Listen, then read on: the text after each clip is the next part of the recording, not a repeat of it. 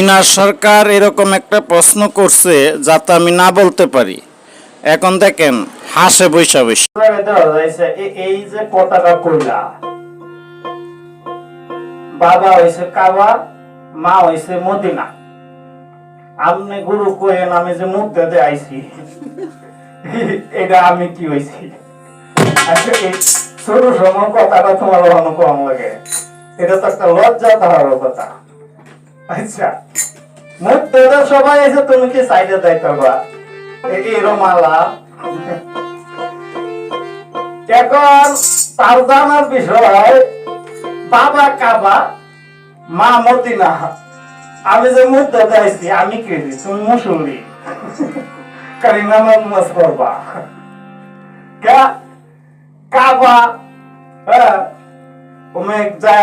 যারা হজ করে তারা জিয়ারত করে। তুমি কাবা মদিনা, মদিনা জিয়ারত করা সবার আগের দরকার। কারণ আগে কাবা করি পরে মদিনা করি। কাবাটাও আমার দয়াল নবীর জন্য হইছে, আর যদি নবীকে আল্লাহ না বানাইতো কাবা হইতো না। আচ্ছা, এখন ওইটা এই কোন লেখকের জানি, সালাম সরকারের গান। বাবা হলো কাবা, মা হলো মদিনা। আমি দুইটার মধ্যে দেয়াইছি আমি কি? তুমি দুইটার মধ্যে দেয়া যদি এনে যাই অনেক কথা, তাহলে একটা করণ লাগবো। কারণ কি, মার ভিতরে তোমারে ঢুকায় সব এই নবাব করণ লাগবো। আর এইভাবে দুনিয়া বিহালে যদি ধরি, তুমি একটার মধ্যে দেয়াইছো, মদিনা যেটা রেখো এটা দেয়াইছো। আর দুইটা যদি তুমি ভাঙতে পারো নাই, তাহলে বাবা মার মধ্যে দেওয়া তুমি আও নাই। এটা আগে কালেকশন করে জায়গাত গেছে, পরে সে এক কান দিয়েছো।